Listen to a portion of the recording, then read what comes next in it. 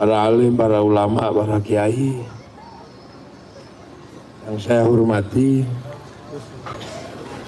para sepuh, bini sepuh, pelantaran yang saya hormati, para hadirin wal hadirat yang berbahagia. Ini mic-nya ada yang beres lah. Mic sing beres lah, ngakit-ngakit, kadang muni kadang ora.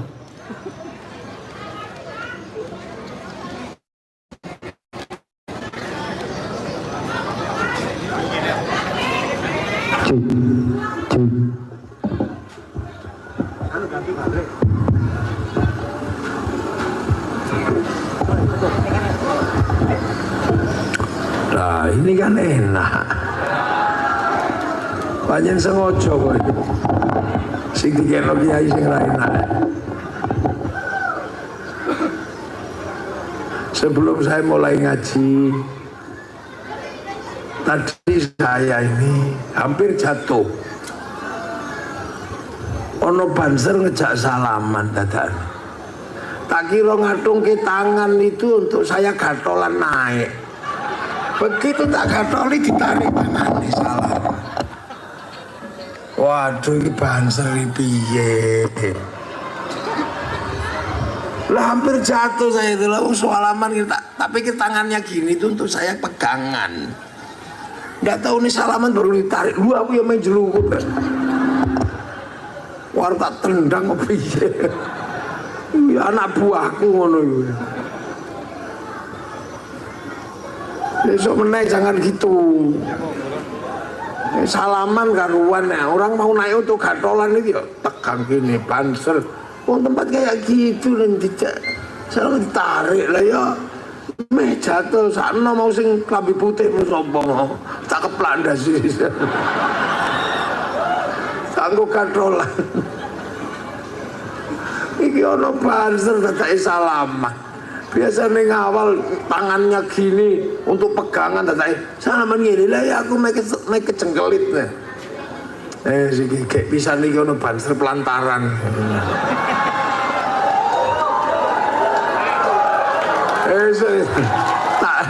Tak diklat.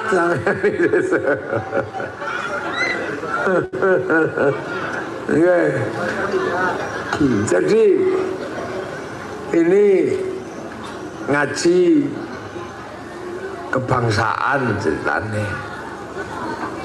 Karena apa? Hari ini kita ini kebetulannya jadi manusia ini terlahir di generasi di mana eranya sudah era antar bangsa.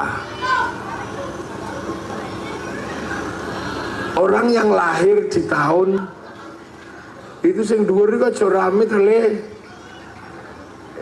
Cung.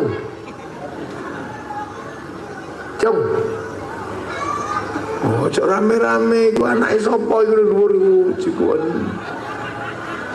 Sponsor ono sing munggah siji ngurusi kae wae.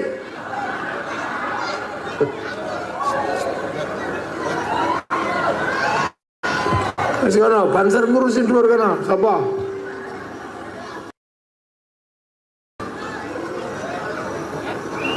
Tugani kono. Anake wong pelantaran. Iya. Tugani. Jadi kita ini generasi yang lahir di tahun berapa ini? Ini 2025. Jadi ini rata-rata kelahiran 70 sampai kelahiran 90 ini dikting. Ini generasi paling unik sudah. Kita ini kebetulan generasi paling antik, di mana kita menemukan dunia itu percepatannya luar biasa.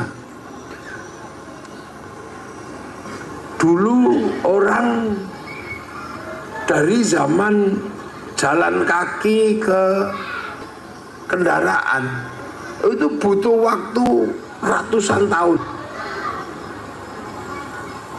Terus dari roda ke mesin itu butuh ratusan tahun.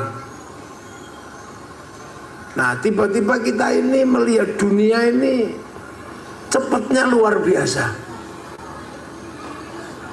Kita masih menikmati TV. Tahu-tahu TV hilang. Kita kemarin kayaknya masih menikmati radio. Tahu-tahu sekarang radio hilang. Kita ini kemarin rasanya masih menikmati baca koran. Tahu-tahu sekarang koran itu hilang. Yang usia-usia segini kemarin masih menikmati menulis surat cinta. Sekarang tahu-tahu surat itu hilang. Perangko gak ada. Kita masih menikmati waktu itu main malam-malam pakai lampu petromak. Tahu-tahu sekarang petromak gak ada. Layar tancap gak ada. Jadi dunia ini tiba-tiba cepatnya luar biasa. Makanya generasi sampean ini dalam dunia ini generasi emas ini. Ini generasi golden generation, jadi generasi emas. Menikmati jalan kaki, menikmati sepeda ontel, menikmati motor, sampai gak kemana-mana, bisa kemana-mana. Hebat loh kita ini. Kita ini masih menikmati sawo bekasnya codot, masih. Ini betul. Kita masih tahu-tahu hari ini sawo hilang, yang ada anggur, jeruk merah, kelengkeng, kecacil hilang. Kita ini bener loh. Coba kalau sampai hidup di zaman Nabi Adam itu, oh betapa susahnya itu. Hidup di zaman Nabi Adam itu sulit hidup di zaman itu. Karena apa? Karena Nabi Adam manusia baru penyesuaian ini, baru penyesuaian hidup di alam ini. Nabi Adam, Siti Hawa itu baru menyesuaikan diri. Karena sebelumnya kan dari langit. Kampungnya nggak di sini, Nabi Adam itu. Nggak kebayang jadi manusia yang pertama kali hidup di dunia ini. Lihat kadal itu masih segede dinosaurus. Nggak kebayang. Seperti orang dulu nggak bayangkan hidup pertama kali transmigrasi, yang tadinya di Jawa ular itu sak jentik ini, sampai di sini sak wit klopo itu. Dulu nggak kebayang akan ketemu celeng ribuan, sampai sini celeng tok. Loh, sampean aja yang dari Jawa transmigrasi itu kaget. Sampean nggak kebayang dulu Nabi Adam sama Siti Hawa dikirim ke dunia, belum punya teman itu. Jadi loh, manusia ini kan bukan asli sini. Manusia itu kan asli langit sana. Makanya manusia pertama itu tetangganya bukan RT RW. Tetangga manusia pertama itu iblis, itu tetangganya. Malaikat itu tetangganya. Masih di sana, masih diawasi langsung sama Allah. Oh itu tuh, Adam, iblis, malaikat itu di sana. Itu masih di sana. Jadi makanya Nabi Adam itu hidupnya enak sebelumnya. Nabi Adam waktu di akhirat sana enak, paling enak itu. Mau makan tinggal bayangkan sudah datang nasi mateng. Pengen perempuan bayang netok wis teko ora nganggo klambi. Loh di sana itu begitu, di kampung asli itu begitu. Nggak ada orang pacaran terus nyambut gawe, nantem sawit, nggak ada. Nyantai, bayang notok es degan teko. Oh deh, es kaya ini. Bayang no larutan penyegar, celing teko. Bener itu jadi akhirat itu begitu aslinya. Nah, terus kan diturunkan ke sini. Nabi Adam itu turunkan ke sini, ke kampung baru, ke kampung dunia. Itu nggak kebayang betapa sulitnya waktu itu. Yang tadinya nggak pernah kerja, tahu-tahu harus kerja, harus cari makan sendiri. Padahal Nabi Adam itu tingginya 60 dhira'. Sak dhira' itu segini. Makanya Nabi Adam itu kira-kira 50 meter. Banser kalah gede itu. 50 meter Nabi Adam itu. Sampai bayang wong 50 meter di awal hidupnya itu. Terus sekali mangan ini pirang kintal gitu. Loh, makanya sampai bisa bayangkan Nabi Adam itu turunnya kan di Mekah sana. Hidup bareng Siti Hawa. Sampai makamnya Siti Hawa ada di Jeddah. Maka disebut Jeddah karena kampung nenek. Jeddah itu kan nenek Mbah Putri. Makanya tempatnya Siti Hawa namanya kampungnya Jeddah, kampung Mbah Putri. Jadi Nabi Adam itu hidup di sana beranak pinak. Loh, sampean bayangkan kalau orang satu makannya sekintal. Makanya Mekah itu jadi gurun gitu. Jadi gurun pasir karena habis makanannya. Lu kan sama dengan di sini, waktu sampean datang hutannya kan masih lebat. Begitu semakin banyak orang gundul kan. Lantaran waktu pertama kali datang 80-an mungkin pohonnya masih banyak. Hidup gak usah nyari buah, tinggal ke hutan kemana itu zaman segitu. Nah sekarang nyari kemana? Ayo udah nggak ada, karena sudah beranak pinak, sudah mana itu. Nah Mekah dulu juga begitu, ada manusia tapi besar-besar, jadi makanannya habis, jadi gurun itu. Tuh kok sone kadang sudah biarin aja, nggak usah diperbesar. Kiai ngaji kan mesti gini-gini, nggak usah ya emut mega. Udah, jadi nggak usah ditambah volumenya, udah denger toh? Loh iya denger. Jadi harus ojo ono ngingi, udah gini aja. Nah, masalah pertama yang timbul Nabi Adam itu, ya masalah mau baru 2 orang, Nabi Adam dan Siti Hawa. Itu baru manusia pertama. Jadi belum ada manusia kedua, manusia ketiga belum ada, baru manusia pertama. Makanya masalahnya ya pertama yang timbul kecemburuan. Jadi dunia belum ada masalah rebutan parkir, rebutan warisan, belum ada. Ketika Nabi Adam dan Siti Hawa itu masalah pertama ya kecemburuan aja. Nabi Adam pergi nggak pulang-pulang gitu. Siti Hawa protes, kenapa nggak pulang-pulang? Sama siapa di luar? Nabi Adam jawabnya ya enak, ya Allah, kamu cemburu sama siapa? Di dunia itu baru kita berdua. Hanya kalau perempuan itu cemburuan dari dulu begitu. Lah iya, turun-temurun. Termasuk perempuan itu kalau disuruh milih makanan susah. Ayo bu, makan apa? Serah. Milih makan apa? Terserah. Karena perempuan itu kapok. Karena dulu salah milih makanan, suaminya diusir dari surga. Makanya sampai sekarang kalau suruh milih makanan kapok. Lah itu. Jadi masalahnya nggak banyak, nggak kompleks. Terus kemudian punya anak. Nah begitu punya anak harus memilih jodoh antara Habil Qabil. Masalah baru timbul, apa? Rebutan cinta. Jadi ketika manusia baru segitu ya problemnya masih problem laki-laki perempuan. Barunya segitu aja problemnya. Sampai akhirnya manusia tambah banyak.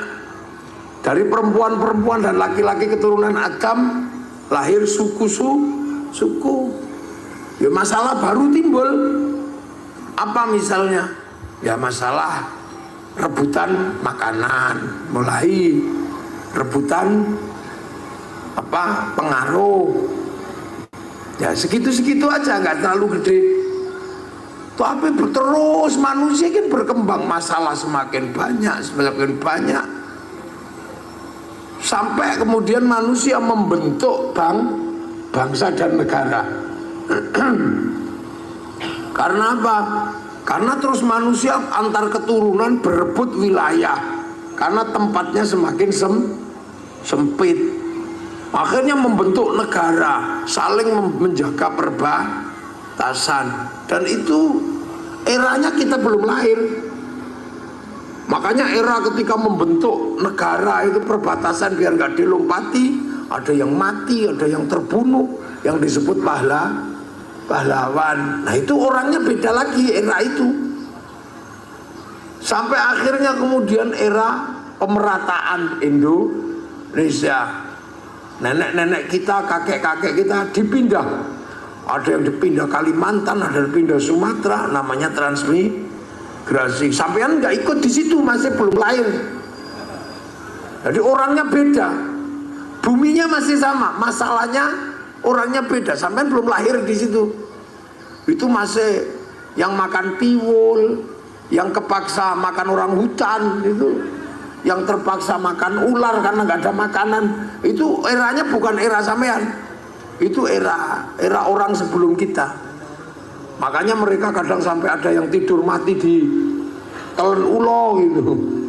Nah terus lahir generasi pembangunan, mulai enak, mulai ketemu listrik. Yang tadinya membuka hutan, begitu menjelang listrik hidup udah mati, udah nggak ngerasakan. Nah terus akhirnya lahirlah generasi pembangunan, hidup mulai enak, tapi penuh tekanan karena harus mengikuti aturan yang ada di zaman Pak Harto. Beda politik, nggak boleh, ini nggak boleh. Nah akhirnya orang-orang itu mati juga, sudah selesai. Lahir generasi kayak kita ini, generasi yang tinggal trimoin naik, nggak ikut babat hutan, tinggal kencing sama dok. Iya, nggak ikut babat pasar, tinggal jualan. Sudah nggak ikut apa-apa, nggak ikut beli sawah, tinggal bikin rumah di situ. Nggak ikut mendirikan sekolahan, tinggal jadi pengurus. Ini terus begitu generasi itu. Nah, sampai akhirnya kita hidup di zaman yang nenek moyang kita nggak pernah membayangkan ada zaman kayak begini. Ada zaman di mana kita ini hidup yang disebut dengan zaman digital. Inilah yang dimana dunia ini bercampur baur, semuanya ada di dalam handphone.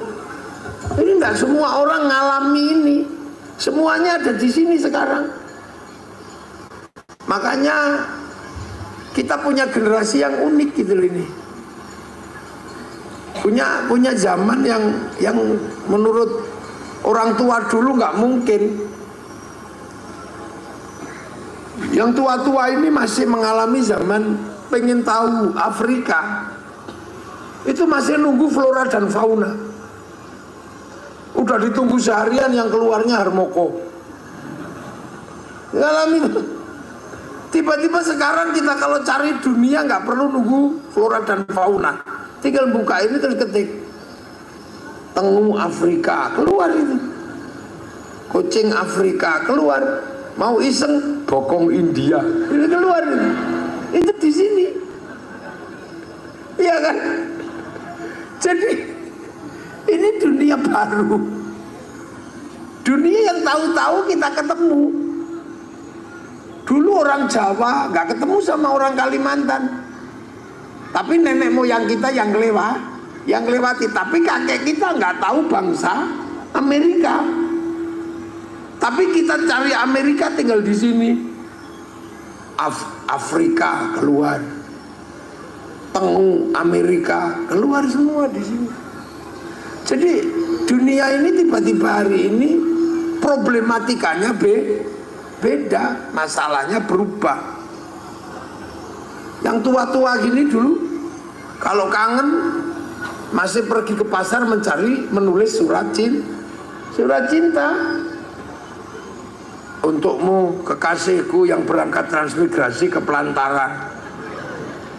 Entah kenapa malam hari ini aku merindukanmu sampai merinding bulu kudukku. Dulu kan begitu, perih rasanya. Seperti kata penyair, kau tusuk di sana berdarah di sini. Kekasihku, aku rasa orang tuamu memang jahat memisahkan kita. Kenapa kamu mau diajak transmigrasi? Tapi nggak apa-apa, itu demi masa depan kau, aku dan anak-anak kita nanti. Aku akan setia menunggumu. Yang penting nasib kita tidak seperti lagu Isabella, Cinta Dua Dunia, atau lagunya Poppy Mercury, Antara Jakarta dan Penang. Dua-duanya berakhir putus. Kekasihku, bau tubuhmu masih bisa aku rasakan. Karena saat kepergianmu pergi transmigrasi, kau sempat menyentuh ujung hidungku. Dan tahu nggak kamu, setelah itu aku nggak mandi seminggu. Karena tanda tanganmu yang di tangan kiriku, kututup pakai kresek. Aku takut basah dan hilang tanda tanganmu itu. Wow. Entah kenapa malam hari ini setiap melihat bayang-bayang sesuatu seperti melihat bayang-bayangmu. Kekasihku, cendrawasih burung irian, terima kasih dan cukup sekian. 4 kali 4 16. Sempat tidak sempat harap dibalas. Terus tunggu perangko didilat templen. Loh, itu tahu-tahu hilang loh itu. Pak Pos hilang. Nganggo sego. Nganggo pulut. Itu sampean cerita ke anak-anak ini nggak tahu ki apa toh Bu. Itu padahal itu baru kemarin loh dunia ini, baru kemarin. Terus saiki gini kangen nih loh, mek ngene tak cepret gitu. Terus dikirim kalimatnya ya tidak panjang, meng wah. Loh, sesuatu yang begitu membanggakan dan cukup menjadi kebahagiaan tersendiri adalah ketika kita bisa nulis surat.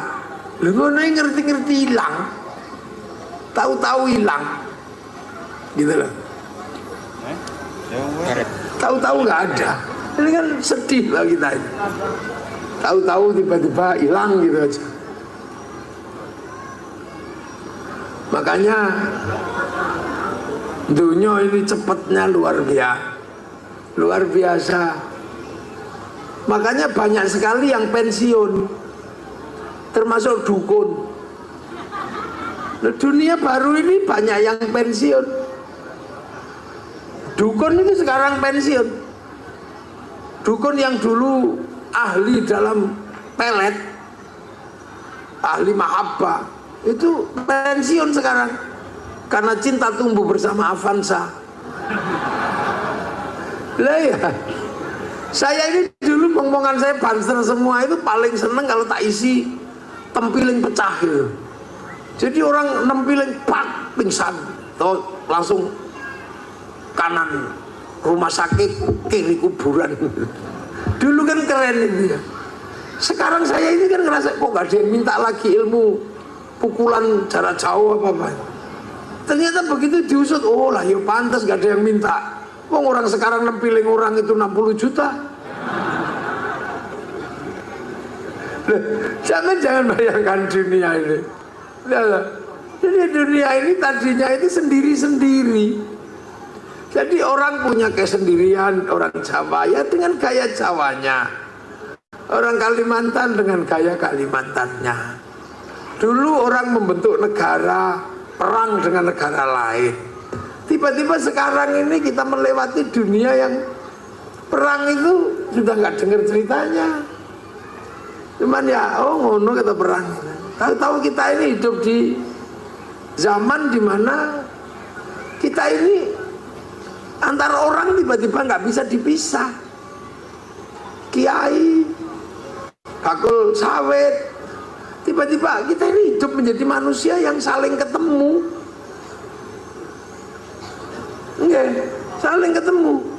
Dulu sampean sendirian bisa hidup, nanti duit rapopo. Kalau dulu orang nggak punya uang hidup, tapi sekarang orang nggak punya uang nggak bisa hidup. Karena apa? Listrik nggak bisa dibayar pakai sawit, harus ditukar pakai uang. Maka orang harus ketemu dengan pasar. Dulu orang di dalam hutan sendiri hidup, air ada, mau makan buah ada, mau makan hewan tinggal berburu. Nggak punya orang ketergantungan terhadap uang. Kalau sekarang nggak bisa. Dulu orang beli jajan bisa pakai jagung, orang beli jajan masih bisa pakai beras. Sekarang mana ada? Sampean punya anak sekolah harus punya uang untuk bayar SPP, harus butuh uang. Nah begitu uang, sampean nggak bisa hidup sendiri. Nah itulah makanya kemudian yang tadinya antar suku, antar bangsa itu nggak ketemu, tiba-tiba sekarang ketemu. Sampai nggak bisa lagi. Tiba-tiba hidup menjadi pertapa sendiri, hidup nggak bisa. Nah itulah pentingnya memahami bahwa antar manusia yang tadinya hanya laki-laki perempuan berhubungan berubah menjadi laki-laki dan perempuan yang berketurunan melahirkan suku. Akhirnya antar suku gak bisa pisah, harus ketemu. Dari suku lahir bangsa, akhirnya orang gak bisa pisah dengan bangsa yang lain. Ini kan terus ini. Sekarang orang sudah gak bisa pisah, makanya muncul istilah ngaji kebangsaan. Karena sekarang orang sudah nggak bisa hidup sendiri. Manusia duduk begini ketemu hubungan antar bangsa. Sampean pengajian begini ketemu dengan bangsa Cina. Orangnya nggak datang, tapi mic-nya yang datang. Lah iya. Sampean kalau dulu berhubungan suami istri ya cuman berdua. Sekarang ada Singapura yang terlibat karena sampean pakai kondom. Loh iya enggak? Lu kok guyune banter? Berarti sampean tahu nganggo. Tuku nang Indomaret. Loh artinya dulu kita sendiri. Dulu orang sholat itu bisa hubungan antar Tuhan sendiri normal. Sekarang nggak bisa antara manusia dan Tuhan, ada Cina. Lah kenapa? Karena sholat itu nutup aurat. Tutup aurat itu kain produksi pabrik kain. Nah, yang bikin kain pabrik Cina. Makanya orang sholat gak boleh ngamuan sama Cina. Karena Cina ne lungo, udah. Mas sampean masih bisa nggak? Coba aku nanya sekarang. Jadi makanya Allah itu menyampaikan dari awal sekali, ya ayuhannas, hei manusia. Karena yang dibilang manusia itu Nabi Adam harus tahu bedanya uji iblis, ki malaikat, ki menungso. Inna khalaqnakum min dzakarin wa unsa. Pertama kali yang hanya urusan laki-laki perempuan, laki-laki yang ini, perempuan yang itu. Habis itu lahir berbangsa-bangsa, bersuku belum ketemu, masih di sana, hidup dengan sukunya masing-masing. Orang suku Jawa nggak ketemu sama suku Mesir, nggak ketemu. Orang Afrika nggak ketemu sama orang Indonesia, nggak ketemu. Orang Eropa nggak ketemu sama orang Cina, belum ketemu. Sampai akhirnya tiba-tiba ketemu. Gara-gara ada kapal terus berlayar. Oh, di sana ada manusia. Oh, itu terus akhirnya jadi bersuku-suku, berbangsa. Lama-lama ketemu. Sampai di generasi kita pertemuannya sudah nggak bisa dipisah. Makanya orang dulu sama orang sekarang itu bisa galak orang dulu. Orang sekarang nggak bisa galak. Karena apa? Ada orang ketiga selalu di dalam kehidupan kita. Orang pergi haji, ada Yahudi di situ. Jadi sampean kalau pergi haji pasti minta tolong sama orang Yahudi. Untuk apa? Naikin ke pesawatnya. Karena yang bikin pesawat orang Yahudi. Makanya orang haji nggak boleh marah sama orang Yahudi. Hancurkan Yahudi, bunuh semua. Renang sampean. Loh, uripmu ya mesti iso pisah saiki antar bangsa. Loh, saya ini nggak ketemu sama orang Korea, tapi ketika panitia sini telepon, ini Samsung produksi Korea. Sampean kan klan Cina, pakai Xiaomi. Loh, coba. Jadi makanya orang hidup di zaman sekarang harus lebih terbuka pikirannya. Nah, pembuka pikiran itu harus mengerti nilai-nilai kebangsaan, harus menyelesaikan problem laki-laki perempuan, problem suku, dan akhirnya memahami kebangsaan. Bahwa sampean bangsa Indonesia pasti karena sampean kecil-kecil pesek. Iya kan, sampean kan kecil-kecil pesek gini, ini Indonesia. Kalau yang cantik, ganteng, tinggi itu orang Arab. Yang tinggi besar rambutnya merah Eropa, yang tembem-tembem sipit-sipit Cina, yang hitam gosong Afrika. Loh, dulu ini sekarang kan sampai ngerti Afrika. Waktu orang Eropa, tak ceritani, tiba-tiba berlayar namanya Christopher Columbus sampai di Tanjung Harapan, ketemu orang Afrika. Itu dia bingung, ini menungso, ini apa ini?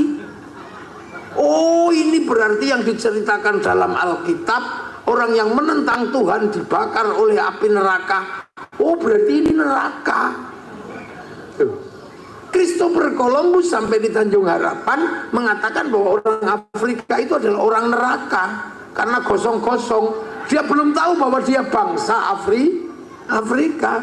Oh, hitam gosong. Makanya kitab suci mengatakan bahwa orang yang nakal, tidak patuh sama Tuhan, dibakar oleh api neraka. Berarti ini neraka. Loh, itu Christopher Columbus ketemu Afrika. Ini neraka. Makanya kemudian ditembaki aja orang Afrika itu sama Christopher Columbus. Oh, apa? Membantu pekerjaan Tuhan yang belum selesai. Lah ya, makanya sampai akhirnya orang Eropa ini karena penjahat yang selamat dari hukuman Tuhan harus diteruskan penindasannya. Nah, akhirnya orang Eropa paling suka mengambil budak dari Afrika, dikapalkan ke Eropa, dikapalkan ke Amerika. Makanya orang Afrika itu dandanannya aneh-aneh. Ada yang bibirnya dipotong, itu cantik. Ada yang nggak ada telinga dipotong, itu cantik. Untuk apa? Menghindari perbudakan. Sehingga dikapalkan, kalau mengkapalkan orang Amerika, dikapalkan oleh orang Amerika, orang Afrika, ditaruh di lambung kapal karena dianggap bukan manusia. Itu manusia neraka. Makanya ada film namanya Amistad, manusia lambung kapal. Itu adalah pergeseran orang Afrika dibawa ke Eropa, taruh di lambung kapal. Mereka akhirnya ngomong dengan bahasa yang hanya bisa dipahami oleh orang Afrika, bikin lagu-lagu sambil bernyanyi di dalam kapal tanpa musik. Lahirlah namanya musik akapela. Dari musik akapela ketika mereka lihat daratan, bikin lagu yang hanya orang Afrika yang paham, namanya lagu jazz. Terus ketemu dengan musik Afrika, menjadi musik blues. Dan musik blues kemudian menjadi musik pemberontakan di Eropa, menjadi musik rock. Sampai ke Indonesia jadi rock dude. Ya sama orang Belanda ketika masuk Indonesia, lihat orang kecil-kecil, oh ini bukan manusia. Makanya orang Indonesia disebut turunan Pithecanthropus, itu Belanda. Karena menganggap bahwa kalian ini bukan manusia. Bahwa turunan Pithecanthropus itu berarti turunan munyo. Makanya orang Belanda kalau manggil orang Jawa kowe. Kowe itu turunan munyo, masih kecil belum gede. Kowe piye? Ya kowe itu munyo. Loh. Bisa kok pantere. Lah iya kan? Gitu. Jadi orang dulu memandang orang itu nggak seperti sekarang. Jadi jangan dikira yang sekarang kita nikmati ini tidak mengalami proses pertemuan antar bangsa pertama, ya tawur. Orang Viking di Eropa sana, ketika ketemu dengan bangsa Han, bangsa Cina, ini dianggap bangsa kurcaci, perang besar, karena mau membasmi bukan manusia. Jadi jangan heran teman. Jadi dulu itu ketika Allah menyebut waja'alnakum syu'uban wa qabaila lita'arafu, agar kamu antar bangsa saling pengertian, itu lama sebelum bangsa ketemu. Firaun ketika lihat orang Afrika ya dibantai gitu aja, dianggap bukan manusia. Raffles ketika masuk ke Kalimantan Barat, lihat orang Dayak, dikira bukan manusia, ya dibantai. Sampai akhirnya di Afrika Selatan, orang Spanyol ketemu orang Afrika Selatan, dianggap bukan manusia, dibantai. Maka ada perlawanan Nelson Mandela agar dia punya kedudukan sederajat walaupun kulit hitam, tetap manusia. Jadi sampean saling menghargai antar manusia itu belum lama. Di saat bangsa masih bangsa lain belum bisa menghargai orang, kita di Nusantara sudah maju, sudah mengetahui Bhinneka Tunggal Ika. Jadi bangsa kita ini menghargai orang udah cukup lama. Zaman Rasul orang masih diperbudak, masih diperjualbelikan, persis koyok kambing. Iya. Jadi zaman itu orang masih diperjualbelikan di pasar gitu, kayak pasar wedhus. Dimana kalau yang perempuan bisa dipakai kapan saja, tanpa harus ada ikatan perkawinan. Lu kan belum lama toh perempuan merdeka di Arab itu. Tadinya sampean itu ya kalau perang kalah ya direbut, ya dipakai bareng-bareng. Yang laki-laki kalau habis direbut ya disuruh menjadi pejantan. Loh, masih begitu, itu belum lama, Pas. Jadi kehidupan seperti kita kayak gini ini belum lama. 45 itu baru berhenti. Bahkan 48 Belanda datang, bunuh orang nggak ada hukum. Ketemu sampean gitu tembak dor gitu nggak ada masalah. Jadi manusia tertib seperti ini belum lama. Di Filistin aja belum selesai sampai hari ini. Di Filistin itu, kalau bukan orang Israel, ketemu tembak gitu aja. Yang di sini nempiling orang sudah 60 juta. Yang di sana belum dihargai orang itu. Begitu kalah tembak ya tembak gitu aja. Begitu orang sembahyang kalau lagi ngumpul ya nggak peduli, dibom gitu aja. Di Afghanistan sampai sekarang antar suku belum bisa ketemu, padahal cuma 7 suku besar. Beda suku pergi ke pasar beli kok didemek-demek toh nggak dibayar, bacok gitu aja. Loh, jadi sampean jadi hidup kayak begini itu jangan bayangkan sandonya wis kayak sampean kabeh ini, belum. Di Afrika, di Gabon ya, di Gabon itu nanam sawit. Kalau yang nanam itu suku kecil, suku besar yang datang ya diunduh, dibawa pergi gitu aja. Di Padang Kalahari orang menggembalakan sapi, begitu ada suku besar kok pengen ngerebut sapi itu ya digiring dibawa pulang, yang punya dibedel gitu aja. Duh, itu hari ini masih begitu. Jangan sampean kira di Suriah itu orang bawa minyak kok sampean kepengen cegat tengah jalan, tembak aja yang punya. Loh, jadi sampean jangan bayangkan hidup kayak begini itu semua orang menikmatinya. Enggak. Jadi jangan dikira hidup kayak gini ini nggak punya korban. Korbannya banyak dulu. Siapa? Ya orang-orang yang memperjuangkan kita untuk membangun negara. Makanya orang-orang itu begitu berjuang kok mati jadi pahlawan. Nah kita ya karena itu turun orang. Begitu sapinya dicuri, lapor polisi, Pak polisi itu yang nyuri, tangkap. Gitu di Afrika ya belum jalan. Di Irak sana hari ini, kalau tiba-tiba punya istri kok cantik, ya diambil gitu aja. Kalau suaminya nggak berani, ya sudah, salamu kalah, udah gitu. Sini bisa lapor polisi. Loh, jadi sampean jangan membayangkan hidup seperti ini dinikmati oleh orang seluruh dunia. Enggak semua orang bisa menikmati hidup kayak kita jam segini, hehehe, gitu nggak bisa. Sampean di Afghanistan jam segini ngumpul, diroket orang.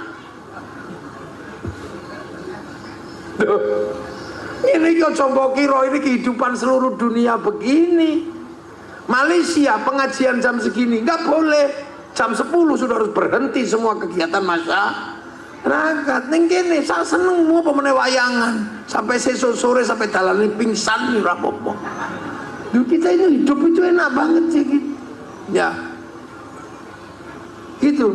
Di Australia saya bergurau dengan teman di sebuah kamar, tiba-tiba polisi datang karena di atas jam 9 suara tetangga nggak boleh masuk ke tetangga yang lain. Gitu terus. Wah kakak polisi datang. Dilaporkan bahwa suara saya menembus temboknya, kacau tuh. Neng kene, wah sampai udelmu copot dulu aku. Jadi jangan dikira sampean di Amerika punya suami istri, punya anak menikah ya. Terus tiba-tiba sampean datang ke rumahnya, cucunya dibawa pergi, nggak lapor, sampean di penjara. Yang melaporkan siapa? Menantumu. Mau pikir terus pakai motor, nggak pakai helm. Begitu perpanjangan surat, sampai harus bayar. Sini. Polisinya ya wes arep ning kebun. Itu. Sampean di Malaysia atau di beberapa negara Eropa beli motor itu nggak boleh cash karena seluruh keuangan terintegrasi dengan keuangan negara. Sampeyan ning kene lho tuku motor nggawa duit 1 juta, ora ono sing takok. Dealer juga nggak tanya, kok beli motor Pak? Nggak ono sing takok, ya udah bayar. Duit teko ndi? boleh berondolan. Udah. Loh, sama jangan membayangkan kenikmatan hidup itu milik semua orang. Saya ini tukang keliling dunia. Mana negara yang belum tak jelajahi? Tempat terdingin dunia wis tahu tak parani, namanya Yakuts. Iku kota yang dinginnya minus 70 derajat. Listrik mati, mudar wonge. Kedinginan.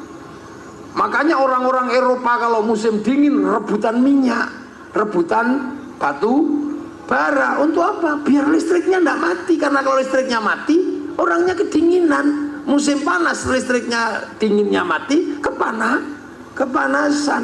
Nah kita hidup kik. Dingin juga enggak, panas juga enggak perlu AC, cukup sarung. Nek kepanasan kebut-kebut sarung, kademen kemulan sarung.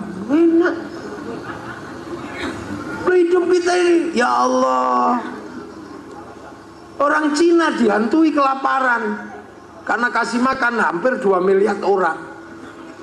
Makanya kalau makan nggak boleh boros. Gandum dibikin mie panjang, terus pakai sumpit biar awet. Kalau kayak sama dicawok gini, yuntai makanannya. Tuh. Jadi jangan sampean kira hidup di Eropa, di Cina itu nyaman. Nggak nyaman. Eropa kalau musim dingin 4 bulan nggak punya matahari. Perempuan kulitnya berubah pigmennya, bintik-bintik kayak kulit tekek. Makanya mereka lari ke Indonesia untuk berjemur di bawah matahari, pakai simpak sama kutang tok. Itu bukan pornografi, itu dede. Jadi sampean jangan bayangkan hidup di dunia itu senyaman kayak kita hari ini. Nggak ada orang nyaman. Orang Arab panasnya luar biasa. Dia panas makanya dibikin besar biar nggak mati, garing. Nah kalau dibikin kecil gini garing mati. Karena airnya jarang air. Nah itulah makanya kadang orang bisa berpikir, kenapa orang Arab tidak suka memelihara babi? Karena di Arab itu makanan susah. Sementara babi panganannya seperti makanan manusia. Kalau hewan yang lain kan pakai rumput, babi pakai biji-bijian. Makanya orang Eropa kalau melihat kenapa orang Arab itu nggak memelihara babi dan mengharamkannya, masuk akal. Karena bagi orang Arab babi itu boros. Sehari butuh berapa ratus liter air, langsung dikencingkan. Kalau unta disimpan. Loh. Jadi ini hidup di dunia ini nggak sederhana yang kita bayangkan. Jadi jangan kamu kira terus hidup di dunia itu semuanya sama. Nggak bisa. Orang Cina kalau musim dingin saljunya turun, mataharinya keluar, jadi putih silau gini. Makanya lama-lama orang Cina itu keriyip-keriyip gini matanya. Orang Afrika hidupnya susah. Kalau nanam jagung habis dimakan bedet. Bedetnya gede nih sak mentok namanya makhau. Nanam pisang habis dimakan monyetnya gede sak sapi namanya gorila. Sampean tahu kan gambarnya itu di obat baku, obat nyamuk cap King Kong itu. Loh, jadi nggak ada yang mudah. Orang Amerika nggak kerja mati karena seluruh pekerjaan didaftar oleh negara. Jadi raono neng kene urip nang apa nyuloh itu ada di sini. Kenapa dia bisa hidup dan punya motor nyetrum? Kenapa dia bisa hidup mancing? Nah itu kenapa dia hidup boleh berondolan bisa. Sampai jangan bayangkan. Karena negara-negara yang lain ini punya tantangan yang berat. Negerinya Maria Mercedes dulu itu yang cantik-cantik orangnya itu. Wih itu sumunya luar biasa, kelembapannya sampai 35, 36. Oh ringet tok. Makanya mereka kalau udah usia 30 naik, gede ini sak bantrek-bantrek gitu. Kalau usia muda langsing-langsing, begitu gede duduk di kursi itu sini sak menungso sak kursi. Karena nyaman. Jadi makanya saya kalau sedang keliling dunia itu paling nyaman itu Indonesia. Sudah. Eropa kehilangan air. Kalau musim dingin semua jadi es. Makanya ikan pun hilang. Ketika ikan hilang mereka makan ikan yang diawetkan di musim panas, namanya sarden. Makanya saya heran kenapa orang pelantaran ikut-ikutan makan sarden. Wong setiap hari dia cari ikan segar ada, bahkan kodok-kodok juga ada, kura-kura ada. Orang Eropa kalau musim dingin nggak punya sayur, sayurnya rontok di musim gugur. Makanya orang Eropa itu kotanya bersih. Kenapa? Karena daunnya itu tumbuhnya bareng, rontoknya bareng. Nah sini rontoknya gantian. Sena kalau musim dingin nggak punya daun, rontok di musim gugur. Yang nggak rontok cuma daun cemara. Makanya yang dihias oleh teman-teman Nasrani daun cemara. Maka sampean nggak usah emosi. Jangan tanam cemara di depan masjid kami. Itu pohon Kristen. Semenjak kapan pohon punya agama? Itu Allah yang nyuruh lita'arafu agar kamu pengertian antar bangsa. Orang Eropa kalau musim dingin makannya harus ada daging. Makanya mereka daging diawetkan, susu dikeraskan namanya keju, susu dibusukkan namanya yogurt. Kita nggak perlu makan itu, seumur-umur makan kobes, urip. Betapa kita menikmati hidup sebagai makhluk Allah. Orang Arab itu disuruh jinabat sama Rasulullah, bantah. Ya Rasul, ngapain jinabat, orang diminum aja susah, malah disuruh mandi. Padahal jinabatnya orang Mekah itu semalam bisa 8 kali. Kalau kita kan sebulan sekali. Loh, jadi ini dunia. Makanya sampai nggak usah membayangkan jadi orang lain. Kita ini kadang nggak pede, pengen jadi orang Eropa. Akhirnya rambut kita merah. Akhirnya jadinya LKMD, Londo Komendase. Iya kan? Yang Islam pengen jadi orang Arab. Akhirnya kemana-mana pakai jubah. Kita nggak tahu bahwa dulu nenek moyang kita juga berjubah. Jubah itu disebut baju syar'i. Tapi begitu sampai Indonesia jubah nggak bisa dipakai nanam padi, serimpet. Akhirnya baju syar'i dipotong, potongan baju syar'i namanya syar'un. Di tempat saya Jawa nggak punya huruf ain, punyanya Mogopotongo, maka syar'un jadi sarung, saruan jadi sarungan. Makanya kita nggak ribet karena sarung. Gak usah ribut katok cingkrang. Kalau pengen cingkrang lindingan yang rada dhuwur. Nek pengen dawa plotrokno gampang. Jadi simple. Kita nggak usah ribut masalah jenggot. Ras Indonesia bukan ras Semit tapi ras Mongoloid. Ras Mongoloid tidak ditakdirkan punya jenggot lepet seperti ras Semit. Kalau maksa jenggotan kumek rolas dingu koyo oyote untu. Gak usah ribut. Nah makanya di Indonesia ini orang harus paham sholat. Ya kalau di Arab sana tepat waktu, karena apa? Panas di sana, zuhur mesti sudah di masjid. Kalau di sini zuhur masih enak di kebun sawit. Makanya kalau zuhur setengah 12 belum pulang dari kebun. Makanya kalau di tempat saya ya Allahu Akbar, Allahu Akbar. Kalau belum datang ya Robbana, ya Robbana sambil tolak-tolak. Kalau yang datang 2 malah rokokan depan masjid. Ya kalau di saya tempat saya tombo hati, wong wis pegel ngenteni ya nambani hatine dhewe. Kalau udah nggak datang baru kiainya ngamuk, diurugi anjang baru jerantal. Jadi manusia dengan izin Allah untuk memilih bangsa yang berbeda-beda sesuai dengan takdirnya.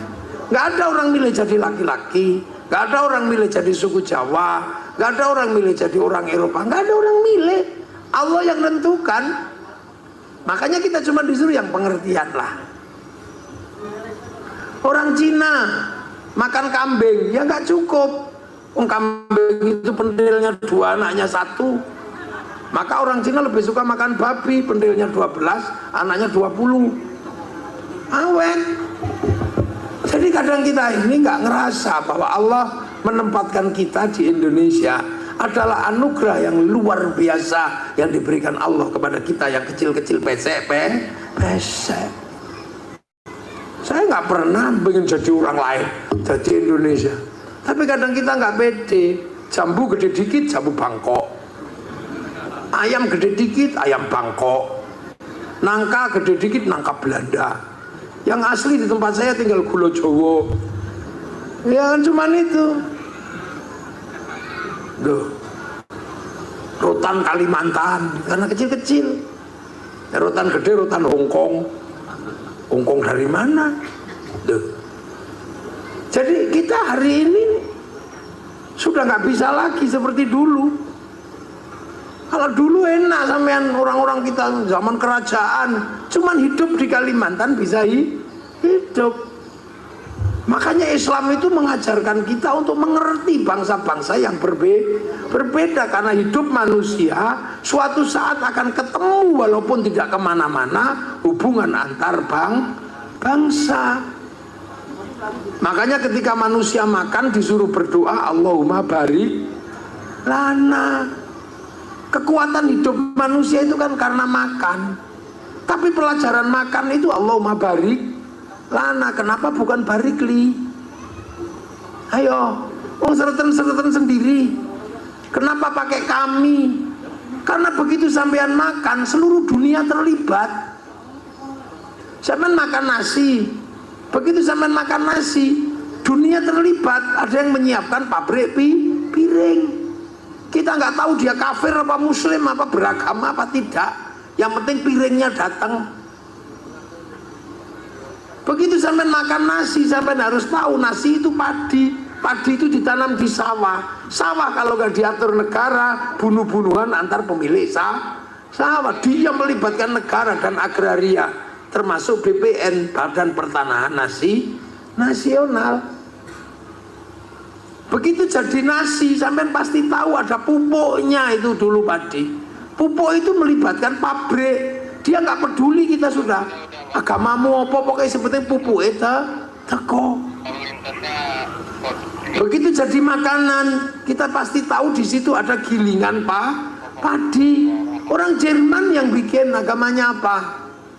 Dulu sampean nutu, sampean bisa ngomong makananku paling bagus karena usaha kami sendiri. Iya wong lain-lain apa nandur-nandur dewe. Pok dewe. Habis itu pok panen-panen sendiri menjadi beras mbok tutu dewe. Habis itu kemudian pakai panci tanah kamu bikin sendiri, pawon kamu bikin sendiri, api gelintir sendiri, terus pakai kayu sendiri. Loh, bumbu bikin sendiri dari hutan. Itu sampean masih bisa? Saya pengen nanya, bisa nggak? Nggak bisa. Begitu sampean jadi nasi, pasti melibatkan pabrik rice cooker, pasti melibatkan pabrik kompor. Kalau pengen mateng berarti melibatkan kompor gas. Di situ ada pertambangan nasional. Duh, ayo, iso sampean. Begitu dimakan, sampean pasti tahu di situ ada bumbu.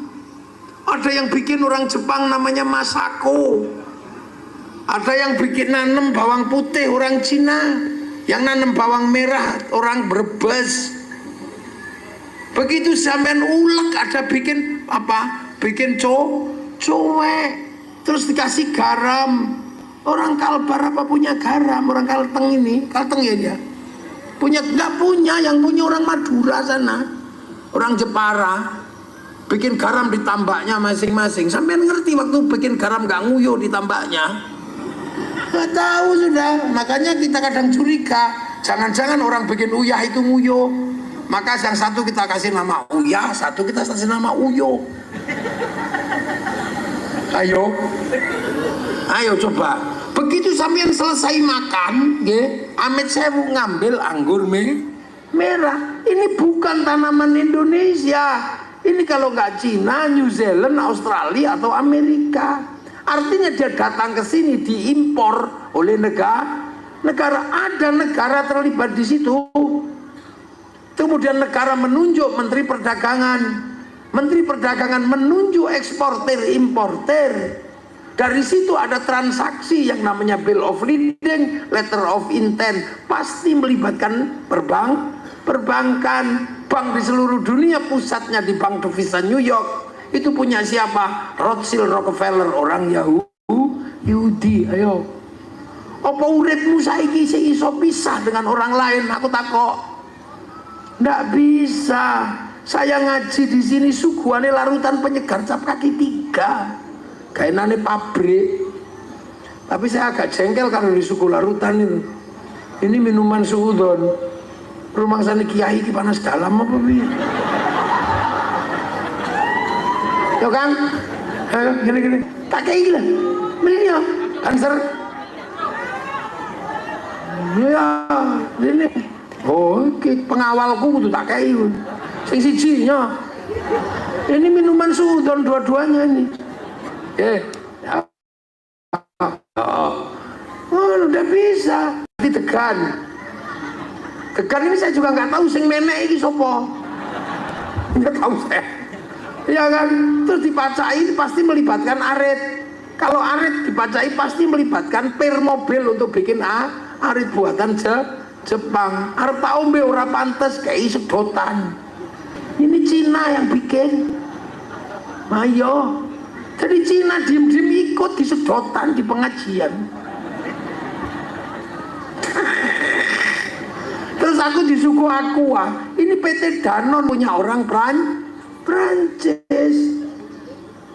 Ayo, apa sekarang orang masih bisa hidup sendiri dan mandiri? Nggak bisa. Wis kan delok aku.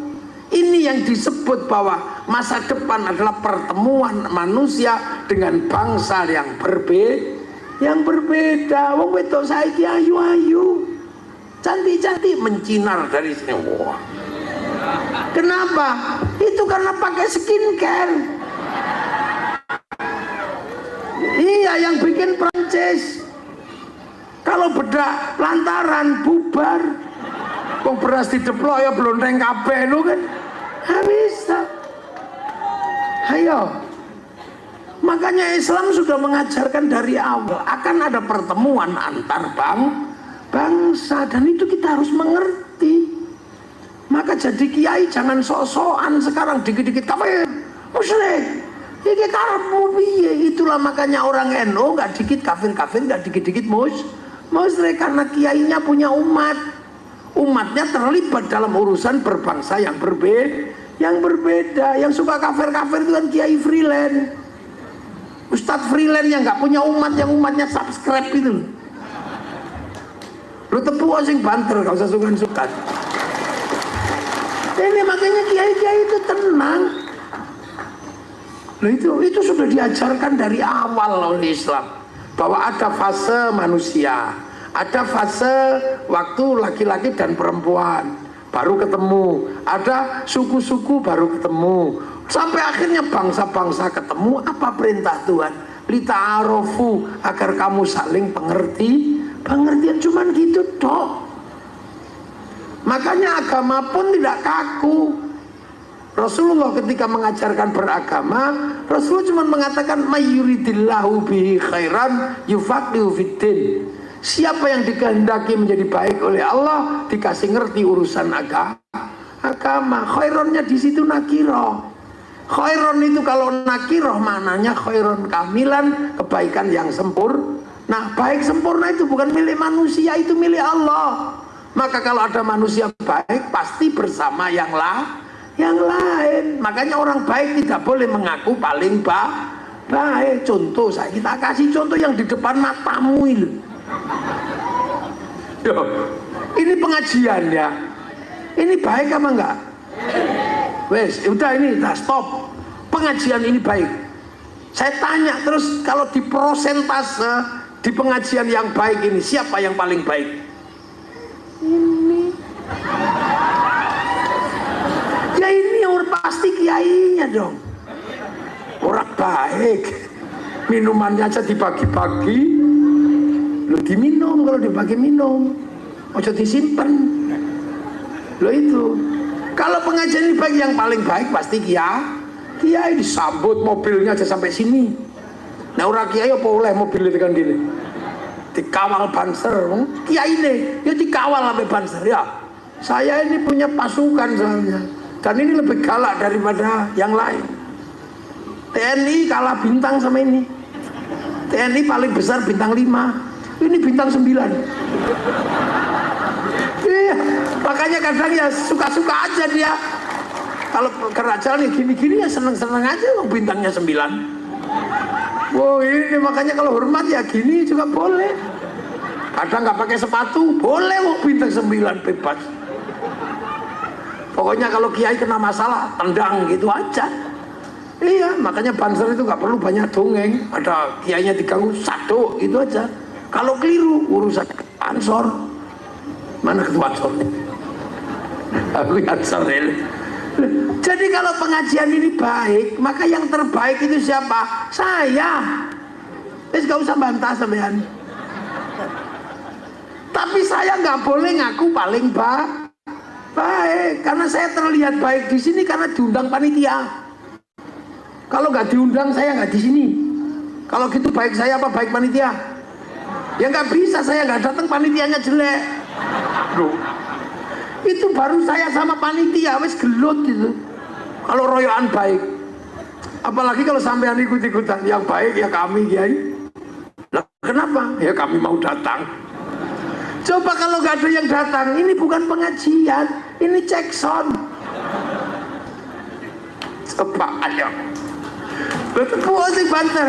Ini saya mendudukkan persoalan. Ini pola pikir manusia masa depan, bukan manusia masa lalu. Orang ono kiai jelas dong ini, tahu kerupuk dijelas dong kiai ini.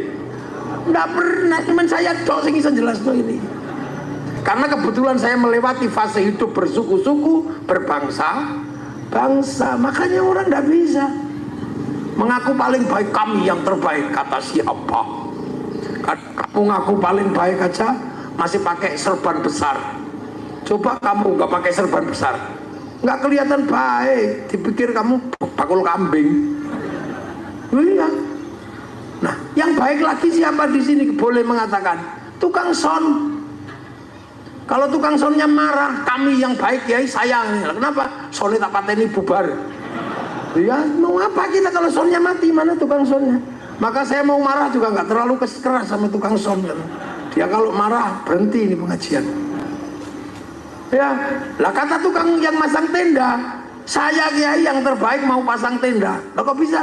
Anak kalau gerimis rata pasangi tenda bubar. Padahal biasanya yang pasang tenda itu juga sholatnya nggak terlalu rajin.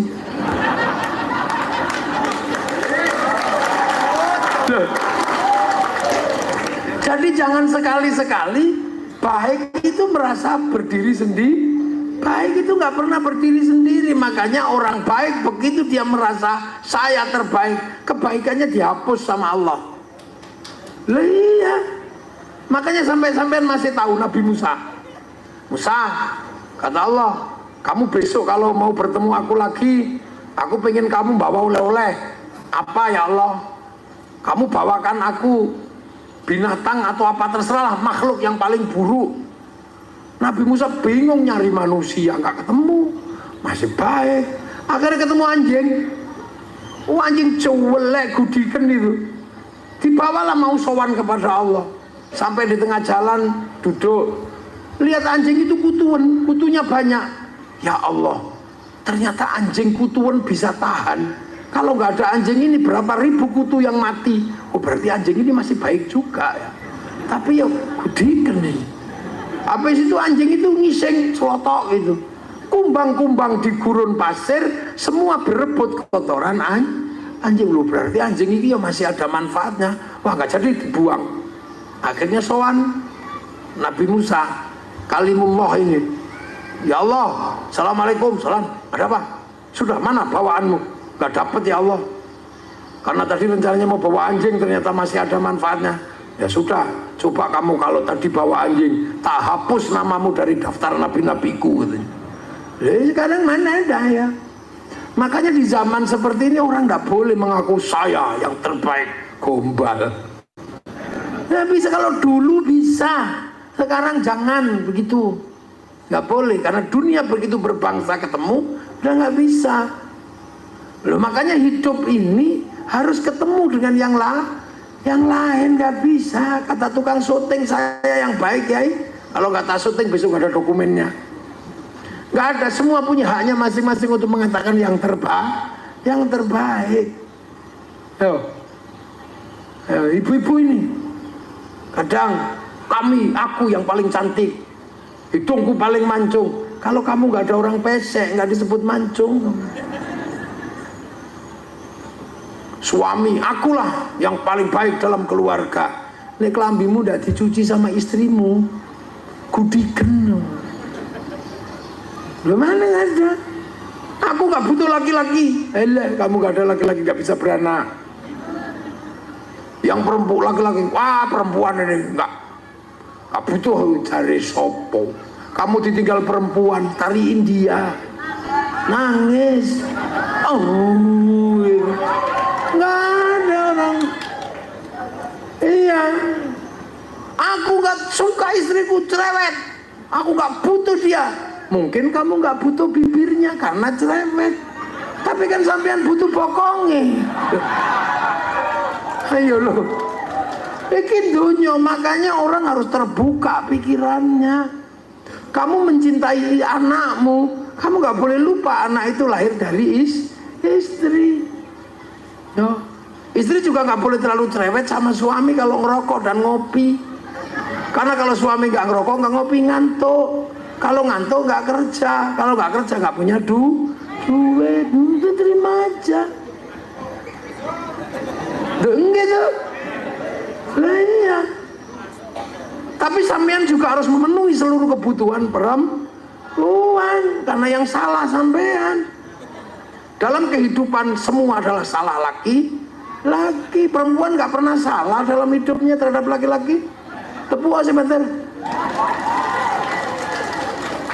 Lah iya.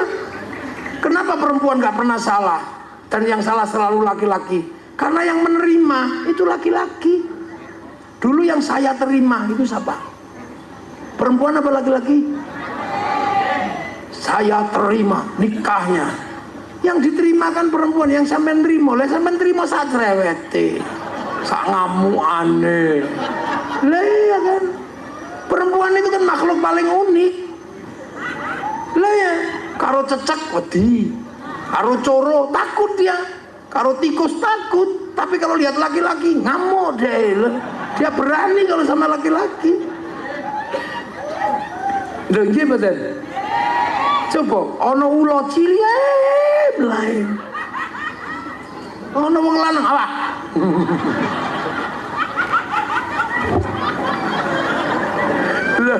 Iya. Ya Allah. Karena memang ya itu. Makanya ya Allah kadang itu. Kita itu kadang ya, kita ini kan laki-laki ya. Saya juga kadang sama. Ojo suat-suit toh. Saya juga sama kadang. Loh aku iki wong sak donya tak tuturi lho. Ngono ketekan ngomah aku ganti sing dituturi. Ganti saya yang dipidatoni. Dia coba. Kan sekti wong wedok itu. Saya ini saanane wong tak pidatoni. Sampai rumah itu saya dipidatoni. Jadi laki-laki itu begini loh, aku salah opo. Tapi itu juga nggak bisa terus berlagak saya lebih penting, saya yang lebih penting. Ya nggak bisa ternyata. Gitu loh. Orang mengaku lebih penting antara laki-laki dan perempuan, nggak bisa. Karena laki-laki dan perempuan saling membutuhkan. Jadi lucu kadang itu. Tengah wengi guling tok ya ora enak. Tapi dintuti nesu. Coba. Dintuti ngono ngamuk. Wah, lho. Wong guling tok ya gak enak, dintuti ngamuk. Ora ono digoleki. Ngorok titik ditapuk. Lha ya piye? Pok lemu. Aja banter-banter. Lah memang orang ngorok bisa ngerem. Kan ya nggak bisa. Jadi tutupi batal, megap-megap ya Allah. Loh ya Allah. Loh jadi kadang ini, dunia ini memang gak bisa kalau tiba-tiba terus ini yang dominan, yang utama, ini yang utama, gak bisa. Imam masjid itu loh kurang baik apa? Tapi dia disebut imam karena ada makmum. Coba nih makmum melungo, dia ora dadi imam. Tapi kadang ngono imam ora ngerti makmume. Ngerti makmume kudu ngising imamine dak lama. Bismillahirrahmanirrahim. Sabbih isma rabbikal a'la alladzi khalaqa fasawwa. Ya Allah suwene. Aku kudu ngising. Ngono begitu makmume protes, kamu itu jadi makmum gak khusyuk. Ya khusyukku iku kulhu Pak, ngono tekan. Kulhu aile ya bersaid itu. Jadi kita ini coba ono tetangga ribut kawinan pakai sound, kita marah. Ya Allah iku lho kok rampung-rampung kupinge gak wis bodol ta iku. Coba, tapi begitu mati tonggone ra teko, pusing nanti tonggoku iki. Mosok arep kubur dhewe. Jadi dunia itu sekarang ini udah nggak seperti dulu. Makanya cakrawala berpikir ulang harus semakin luas. Sekarang orang sini nanam sawit. Sawit ini adalah komoditas dunia, maka yang menanam bukan cuma orang Kalimantan. Ini untung loh Afrika belum panen dan beberapa negara di Amerika Selatan ini gagal panen sehingga sawit mahal. Nanti kalau sana panen jangan nyalakan bupati. Ini ditanam oleh orang seluruh dunia.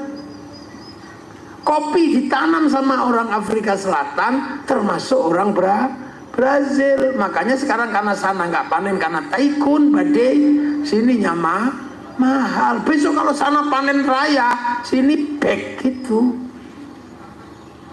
Karet kenapa nggak bisa mahal?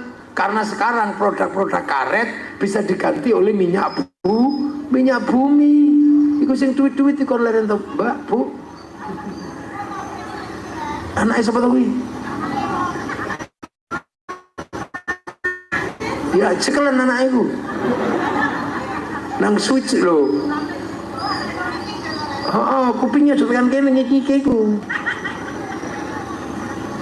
Ya, aku kudu tok geli karo suara niku nih. Aku kudu tok geli niku kupingku krik ngene. Kaya ana sing dikrik ngene. Lha jadi saiki donya ini sedang beradu. Dulu yang menguasai handphone orang Swedia, mereknya Nokia. Tahu-tahu Nokia diajar sama Amerika. Nokianya habis ganti BlackBerry. Begitu BlackBerry diwajar sama Samsung, Amerika kehilangan pasar BlackBerry, ganti orang Korea. Begitu Cina bikin Xiaomi, pasar Samsung habis.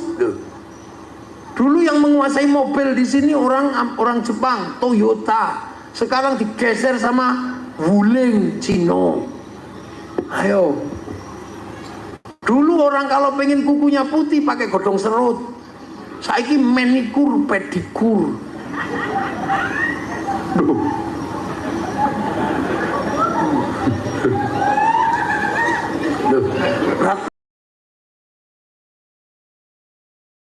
Kok jarene nek kawang pelataran ra ono ngene ya. Diceritani manikur pedikur mur ketekuk. Ya Allah, guyune wong pelataran lho kok cek renyahe.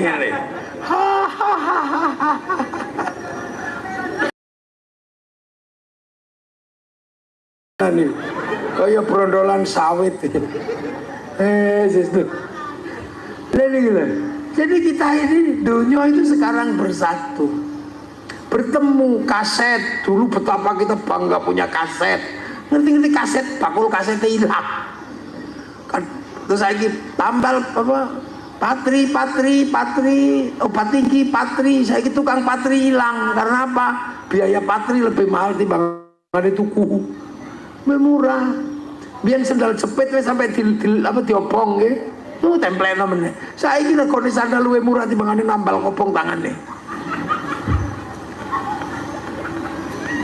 Ya Allah, dulu motor sampai bodol-bodol bisa di bengkel no. Saiki kredit anyar luwih murah. Beri pasti habis itu diko mlayu ning tengah kebun angel golekane. Dunia itu makanya kita di sekarang nggak bisa lagi mengatakan haram, nggak bisa. Karena apa? Kita ketemu dalam kehidupan kita selalu ada pihak ketiga dari bangsa yang berbeda. Nah itu loh makanya kehidupan seperti ini dulu ada di zaman Rasulullah. Ada. Waktu cuma orang dua suku, tiga suku, nggak ketemu dengan orang lain. Tapi begitu pindah Madinah itu kota ujung jalur sutra, jalur perdagangan terbesar dari Asia dan dari Eropa, ketemunya di pasar Yasrib, pasar Madinah. Mulai ketemu orang Yahudi, orang Nasrani, Banu Nadir, Banu Qunaiqa, Banu Nadir, ketemu orang Romawi, ketemu orang Yahudi, berubah. Para sahabat ditipu kalau ke pasar. Ditipu siapa? Nggak tahu ya Rasul, di pasar ada orang kalau barang jelek tapi bisa jual bagus, suka nipu. Rasul cuma bilang itu pasti orangnya sudah tua, tapi rambutnya masih hitam. Terus jenggotnya nggak ada. Iya ya Rasul, giginya masih utuh. Oh itu Yahudi. Karena orang Yahudi itu punya kebiasaan nyemir rambut, nyukur jenggot, dan memperbaiki gigi. Kenapa begitu? Karena orang Yahudi itu umatnya Nabi Musa. Nabi Musa itu mau dicabut nyawanya sama malaikat Israel. Malaikat Israel ditempiling, pak gitu, lari. Ya Allah, itu siapa ya Allah? Mau tak cabut nyawanya kok aku ditempiling? Oh jangan macam-macam, itu Musa. Aku aja pernah dikomplain sama dia. Makanya kalau kamu sama dia yang sopan. Akhirnya malaikat Israel sopan. Ya Musa, apa? Mau tak tempiling lagi? Oh, enggak. Nyawamu sudah expired. Udah waktunya tak cabut. Ngomong dong. Coba cabut. Udah ngomong. Gigimu sudah rontok. Rambutmu sudah putih. Jenggotmu sudah semrawut. Oh itu alamatnya ya? Ya sudah cabutlah. Begitu dicabut orang Yahudi tahu. Oh ternyata orang mau dicabut nyawanya karena giginya rontok, jenggotnya semrawut, rambutnya putih. Akhirnya orang Yahudi punya kebiasaan nyukur jenggot, memperbaiki gigi, nyemir rambut.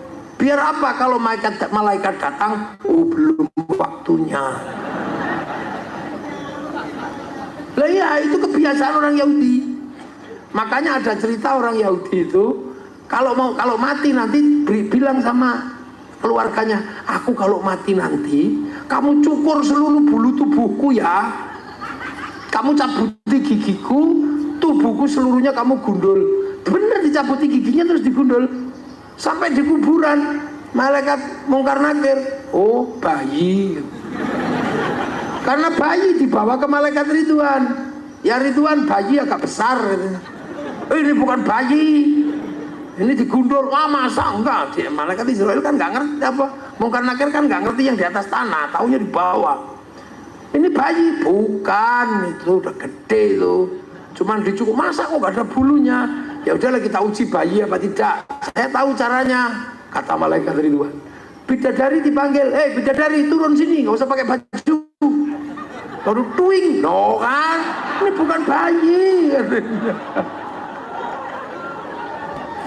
Nah, sampai akhirnya zaman Rasulullah, orang Yahudi itu masih punya kebiasaan nyemir rambut, memperbaiki gigi, nyukur jenggot. Nah itulah maka kemudian orang Islam tidak boleh nyukur jenggot, memperbaiki gigi, nyemir rambut untuk membedakan sama orang Yahudi. Asalnya dari situ. Terus di pasar Madinah banyak pedagang dari Romawi. Orang Romawi pedagangnya yang komoditas paling bagus adalah jubah.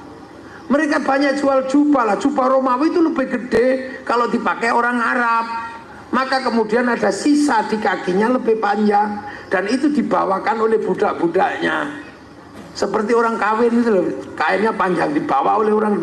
Nah karena kainnya panjang jalannya begini. Khailah sombong.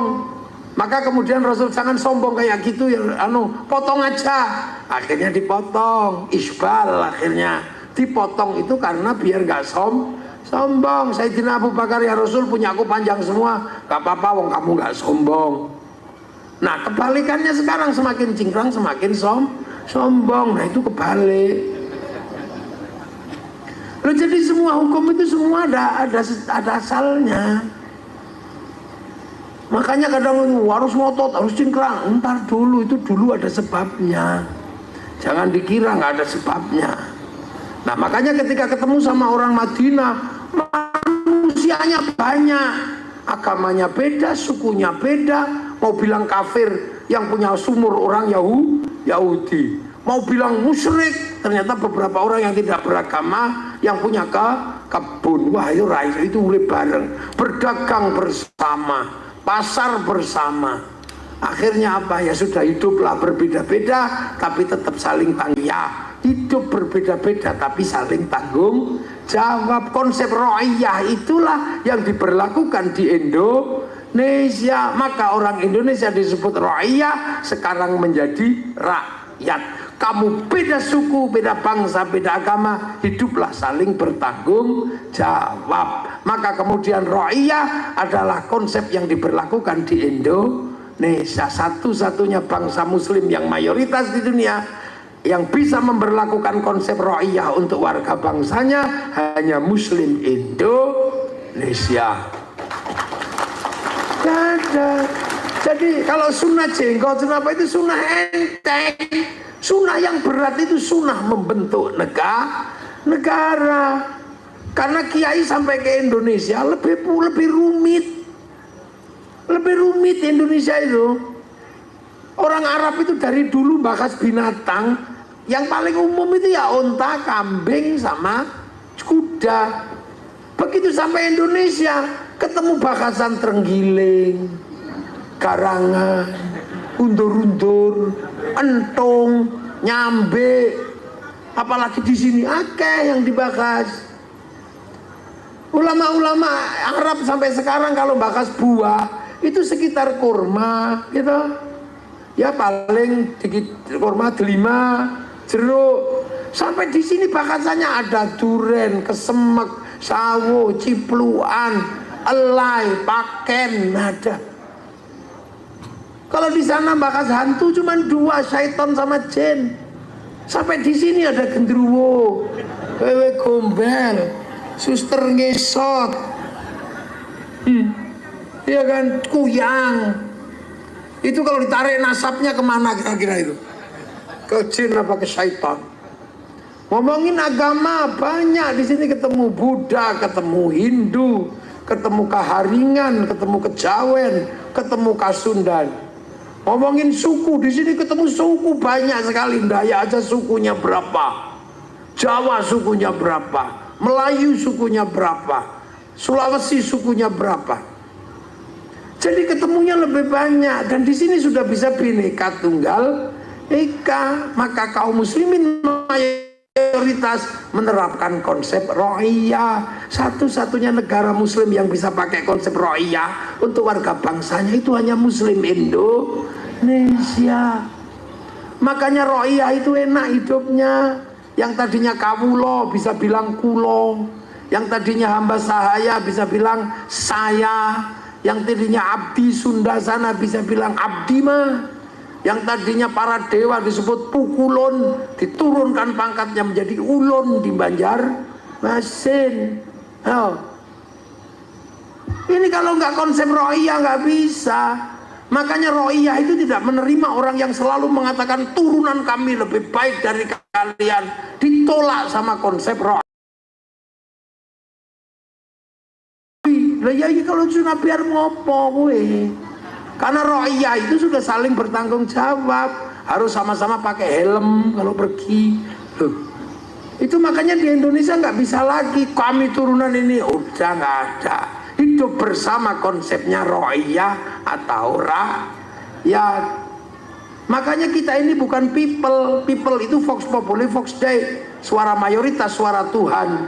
Maka konsep begitu dia mayoritas, dia menjadi diktator. Makanya melahirlah konsep diktator mayoritas. Makanya khilafah dan ikhwanul muslimin gak cocok dengan negeri ro'iyah di Indonesia. Indonesia. Kita juga bukan komunis. Itu kuatnya diktator proletariat. Makanya komunis gak bisa cocok di negeri rakyat. Makanya PKI ditumpas dari Indonesia. Itu loh. Nah rakyat itu kalau ngumpul hidup bersama yang berbeda-beda saling melengkapi namanya musyarakah. Bersekutu, saling bergantung, saling berkesinambungan. Makanya musyarakah dikenal dengan bahasa masyarakat. Kita pakai bahasa masyarakat itu. Tapi kalau kita mau membangun kebersamaan, kita menggunakan konsep bagaimana kita menyatukan pikiran, maka lahirlah konsep wasyawirum fil amri, masuklah bahasa musyawarah. Itu bahasa Quran. Yang satu bahasa sunnah, yang satu bahasa Quran. Makanya musyawarah itu membentuk tertinggi lembaganya Majelis Permusyawaratan Rakyat. Bebas semuanya, enak. Kalau kamu mau jadi pemimpin, daftar sukumu apa, bangsamu apa, agamamu apa, jenis kelaminmu apa, nggak ada urusan. Yang penting kamu WNI, daftar warga negara. Mau jadi lurah, daftar ke panitia. Mau jadi bupati, daftar ke KPU. Mau jadi dewan, daftar ke KPU, nggak ada masalah. Enak itu konsep musyarakah itu. Begitu sampai daftar, cari teman sebanyak-banyaknya, masih kurang, beli. Lo boleh. Yang nggak memperbolehkan kan polisi sama TNI. Dan yang nggak boleh itu apa? Money politik. Nggak boleh, memang beliau bertugas itu mencari money politik. Maka kita jangan kasih nama money politik, kasih nama uang bensin. Iya, kalau diterima masjid namanya sumbangan, kalau diterima kiai namanya bisyarah. Udah beres. Kalau banyak sedekah. Kalau orang Jawa ya jer besuki mawa. Iya, udah. Enak konsep ini. Sampean di sini cuman buruh tani, buruh kebun, golek brondolan. Tiba-tiba anaknya dipondokkan kok jadi pinter, pulang jadi kiai. Nggak ada yang nanya keturunan siapa, nggak ada yang nanya. Gimana? Itu enaknya konsep roya, nggak perlu nasab kami. Nggak penting bisa. Nasab kami, tapi kemana-mana cuma minta, ya dimarahi wong oke. Ya iya.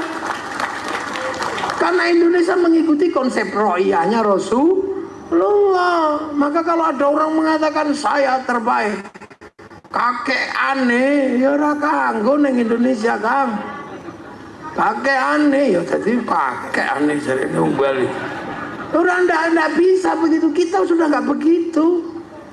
Kita sudah bebas sampai duwe anak mondok pinter mulai dari kiai, gak akan menjadi masalah kamu anak siapa, karena apa, derajat tertinggi adalah ilmu. Jadi nggak ada bodoh-bodoh terus kakek aneh, nggak laku. Makanya sekarang ya orang kemudian bertanya-tanya kakekmu beneran apa enggak gitu. Nggak bisa. Konsep roiyah itu setara, sudah bebas ilmu. Kenapa saya duduk di sini? Karena saya punya ilmu. Nanti kalau sampean punya anak pinter, gantian yang duduk di sini. Iya kan? Sampean punya anak pinter kaya, gantian duduk di sini. Karena apa? Lurah, bupati, presiden duduk di situ, di sini loh. Ini bukan tempat yang harus diduduki terus oleh saya. Nggak mesti. Bisa jadi nanti anak sampean lebih pinter duduk di sini. Nggak ada yang tahu. Nabi Ibrahim lahir dari anak tukang bikin patung. Nabi Musa lahir dari anak yang hanyut di sungai. Siapa sing ngarani bayi kentir dari nabi? Yo, itu sudah roya. Makanya sampean nggak usah ikut-ikutan. Kami keturunan ini, prei kang, prei mayit. Nggak ada. Jadi persoalan kemudian ada persoalan NASA, persoalan Habib, persoalan apa itu karena banyak yang nabrak konsep ro'iyahnya Rasulullah. Udah enak sini, bebas, merdeka. Nah, yang nata sistem ini para wali.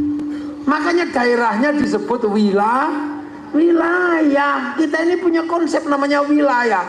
Daerahnya para wali. Daerah wilayah itulah yang akhirnya menjadi NKRI, Negara Kesatuan Republik Indonesia. Arab satu bangsa pecah puluhan negara, Cina satu bangsa pecah puluhan negara, Eropa satu bangsa pecah puluhan negara, Afrika satu bangsa pecah puluhan negara. Kita puluhan suku bangsa agama mampu bersatu dalam satu negara, Kesatuan Republik Indonesia. Loh, ayo. Makanya kita pakai Pancasila, tertinggi tetap Tuhan. No coba lawan we. Nomor satu tetap Tuhan, ketuhanan. Setelah urusan Tuhan, urusan manusia. Maka yang kedua kemanusiaan, karena dunia dan seisinya ini bergerak karena ada manusia. Kenapa ada kursi? Karena ada bokongnya manusia. Kenapa ada mic? Karena ada kupingnya manusia. Ayo. Kenapa ada mobil? Karena ada kaki manusia. Kenapa ada pabrik Pampers? Karena ada nya manusia. Kenapa ada? Karena manusia. Maka kemanusiaan yang adil dan beradab setara. Manusia nggak bisa hidup sendiri. Maka manusia butuh persatuan. Maka sila ketiga tentang persatuan. Hidup harus bersatu, tidak pandang bulu suku, bangsa, agama. Tapi persatuan harus saling menghargai, kesetaraan. Yang setara namanya ro'iyah. Maka kerakyatan menjadi landasan persatuan. Maka orang nggak bisa bersatu kalau nggak saling menghargai. Makanya kerakyatan pakai konsep ro'iyah. Tapi hati yang sempit tidak bisa menghargai perbedaan. Hati yang culas tidak bisa menghargai perbedaan. Hati yang beku tidak bisa menghadapi perbedaan. Butuh hati yang luas, yang ada nilai-nilai dan pancaran ketuhanan. Makanya kerakyatan hanya bisa dipimpin oleh hikmah. Karena hati yang seperti itu disebut hati yang penuh hikmah. Tapi kalau kamu jadi pemimpin harus punya kebijaksanaan. Jadi gubernur Kalbar asalnya Sampit, jadi gubernur Kalteng asalnya Pelantaran. Kok yang diurusi cuma pelataran tok? Itu namanya bijaksini. Semua harus diurus, itu namanya bijaksana. Tapi kalau ngambil keputusan nggak boleh sendiri, harus musyawarah. Maka permusyawaratan. Kalau diajak semua ribut, maka perwakilan. Baru tercipta keadilan sosial bagi seluruh rakyat Indonesia. Loh, terus kamu mengatakan Pancasila tauhid, Pancasila produk kafir, mereka tak tapuk lambemu. Ini konsep sunnah. Maka negeri dengan konsep sunnah terbaik dunia ada di Indonesia. Nah itu loh, maka agama harus jadikan landasan persatuan. Karena ini konsepnya ke Islam semua. Maka kiai-kiai nggak boleh mencederai persatuan. Maka kiai jadikan agama persatuan. Makanya kiai kalau apa-apa bersatu. Ya loh. Doa yang mestinya sendiri-sendiri nggak apa-apa. Tapi kiai kalau berdoa masih bersatu. Kiainya tok yang doa, santrinya amin. Amin, amin, amin. Amin, udah wis kepanjangan. Amin. Kiai ini wis paham. Walhamdulillahirabbil alamin. Jaga itu. Kemudian kalau yang doa banyak diajak ke alun-alun, kok tawaringin. Namanya istighosah kubra. Begitu istighosah kubra semua terlibat. Ro'iyah masuk semua. Yang jualan bakso, yang jualan roti, yang jualan Apa ada di situ semua, kerukunan terjaga, roda ekonomi berputar. Sementara yang lain doa sendiri-sendiri, nggak cocok dengan konsep ro'iyah. Sholawat ya tadinya sendiri-sendiri.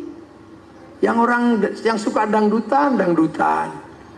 Ya Rasulullah salamun alaik dedeng. Sholawatan karena dia suka dangdut. Duhai senangnya pengantin baru dedeng. Yang orang Jawa, ya Nabi salam alaika, ya Rasul salam Pak perahu layar. Yang orang Sunda, ya Sunda, ya Rasulullah salam salamun alaik, es lilin macece kalapa muda. Yang orang Banjar, ya Rasulullah salamun alik ya Rafi Aisyah wa daraji fatayaji rotal alame ya uhailal jo diwal karomi kota baru gunungnya Bamega. Orang Banjar. Akhirnya semua jadi satu di alun-alun Kota Waringin bersolawat atau Kalteng bersolawat. Setelah itu apa yang terjadi? Spanduk laku, slayer laku, semuanya laku. Roda ekonomi berputar. Bahkan copet bisa hidup di situ. Nah, para pejuang dan orang-orang yang berbakti, yang mengorbankan jiwa raganya untuk kepentingan hari ini, kita datangi kuburnya berziarah. Akhirnya elep laku, bis pariwisata laku, jualan di makam pahlawan nasinya laku, jualan katoknya laku, termasuk copet bisa hidup di situ. Tuh, betapa kita menjaga kerukunan. Maulid Nabi berapa yang kita keluarkan untuk menjaga kerukunan. Setiap kampung bikin Isra Mi'raj, semua terjaga. Sementara yang lain itu disebut bid'ah. Maka persiapkan bangsa kita untuk hidup sendiri-sendiri. Kalau Anda lebih suka yang bid'ah itu, artinya potensi bangsa ini semakin cepat terjadi perpecahan. Kenapa Kiai dan NU dimusuhi? Karena Kiai dan NU tetap menjaga persatuan bangsa dan negara. Ayo, bes, ngerti? Makanya kami, orang menjelaskan perjuang bangsa kok. Kamu menceritakan wali, bukan wali Indonesia, malah kamu cerita wali Yaman. Ini udah cocok. Wong iki Indonesia, walinya ya wali Songo. Yang kamu contohkan ya mestinya Kiai Hasyim Asy'ari, Kiai Ahmad Dahlan, tokoh-tokoh pendiri NU, pendiri Muhammadiyah itu. Lah kalau yang orang-orang Yaman kan untuk Yaman sendiri. Pergi ke sini disangoni orang sini, pulang membangun ya Yaman. Lah sampean perjuang kita bangun di sini sendiri. Lah ini kadang kita salah. Yang selalu diceritakan adalah kesaktian orang sana. Dipikir Cilik Riwut itu nggak sakti, Lampung Mangkurat itu nggak sakti, Mula Warman sakti. Loh, Pangeran Antasari hebat, Pangeran Suryansah, Pangeran Samudra apa hebat semua. Tapi kita nggak pernah dengar cerita itu. Kita selalu dengar cerita nenek moyang orang lain, dan kita bangga karena bisa bercerita nenek moyang orang. Bisa Isra Mi'raj 70 kali, bangganya kita. Jangan gitu. Saya bukan apa-apa. Kita harus tahu sejarah nenek moyang kita yang hari ini kita nikmati hasilnya perjuangan mereka. Nenek moyang kami memadamkan api neraka. Lah yang ngapain? Wong sesuk nerakane ora saiki. Nenek moyang kami ada orang mati dikasih surat, gak ditanya lagi. Lu jangan begitu. Itu kini bangsa ini ceritakan. Amerika kenapa bangkit? Karena punya kecintaan pada bangsanya. Mulai dari Will West sampai The Last of the Mohican diceritakan oleh orang merdeka. Kalah di Vietnam, bikin Rambo 1 sampai 6. Kalah dengan Cina, bikin American Shaolin, American Kung Fu. Kalah dengan Jepang, bikin American Ninja, American Samurai. Bahkan samurai terakhir dari Amerika namanya Tom Cruise dalam The Last Samurai. Orang Cina menceritakan bangsanya nggak ada habisnya, mulai Sun Gokong sampai Wong Fei Hung. Dia ceritakan mulai ular putih sampai ular hijau. Bangsa Jepang menceritakan bangsanya dari Oshin sampai samurai terakhir, Samurai X dengan tokohnya Rurouni Kenshin. Orang Korea menceritakan bangsanya dari meja makan dan air mata, namanya drakor. Orang-orang Malaysia menceritakan bangsanya lewat Si Upin dan Si Ipin. Jangan sampai Si Upin dan Si Ipin lupa fondasi bangsanya bersama anak-anak India, bikinkan tokoh kecil namanya Jerjit. Jangan lupa bahwa di sana ada anak-anak Cina, kenalkan Mei Mei. Jangan lupa di sana ada anak-anak Indonesia, kenalkan Susanti. Pak Harto bikin Aku Cinta Indonesia. Lah sekarang kita, pernah nggak kita menceritakan kepada bangsa kita tentang sejarah pahlawan kita? Ketika setiap hari dijejali sejarah orang, dan kita bahagia mendengar sejarah orang yang nggak ada hubungannya sama kita. Wali-wali yang nggak pernah bikin wilayah, wali kita bikin wilayah. Kita bangga ada wali bisa mengundurkan pesawat. Fungsinya apa dalam kehidupan? Mengundurkan pesawat malah medeni wong. Kita ini bahagia dengan cerita-cerita yang nggak ada hubungannya dengan kebangkitan sebuah bangsa. Ayo, anak-anak kita itu sekolah, besok pinter. Kalau pinter pasti bikin sesuatu. Kita harus beli karyanya. Kalau kita nggak punya kebanggaan pada bangsa, nggak mungkin kita beli karyanya. Makanya bangsa ini harus bangkit. Kita nggak boleh berhenti.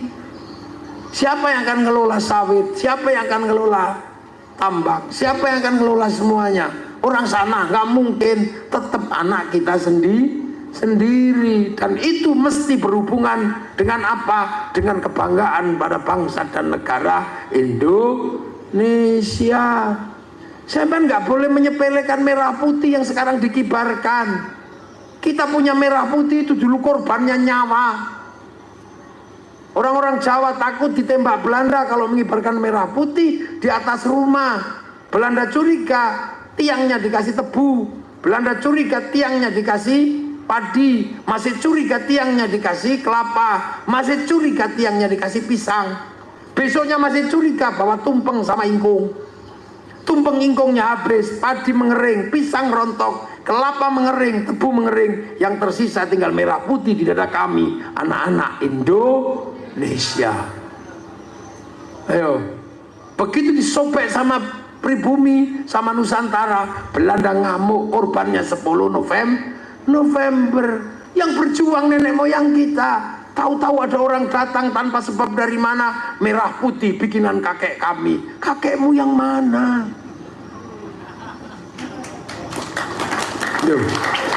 Kenapa saya menceritakan ini? Karena sekarang ada perebut sejarah.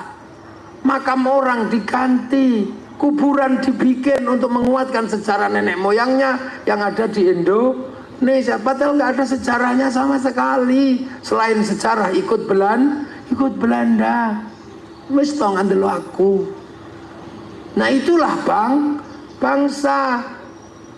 Aktor Cina yang sangat digemari, saya nggak tahu namanya, lupa namanya itu.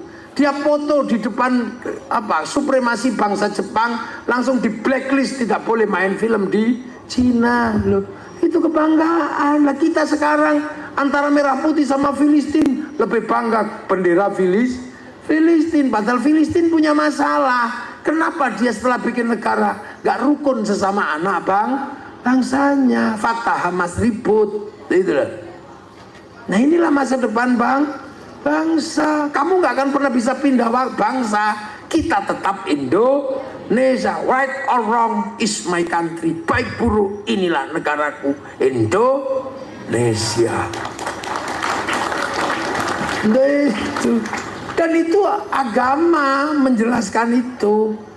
Makanya kadang kalau agar kita nggak lupa, kita diajari hormat pahlawan.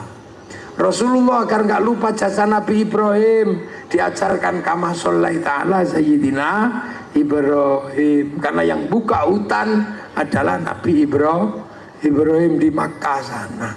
Inilah pelajaran kebangsaan yang harus kita jaga. Orang Amerika jaga Amerika, orang Jepang jaga Jepang, orang Korea jaga orang Korea, orang Amerika jaga bangsa Amerika, Australia jaga bangsa Australia. Kalau bukan kita yang menjaga Indonesia, siapa lagi yang akan menjaga bangsa dan negara? Amma ba'du. Loh, ini baru muqaddimah saya. Loh, belum mulai ngaji saya. Ngaji itu kalau pembukaan selesai kan amma ba'du. Tadi saya sudah amma ba'du belum? Nah ya ini amma ba'dunya. Baru muqaddimah, baru pembukaan. Sandal jam.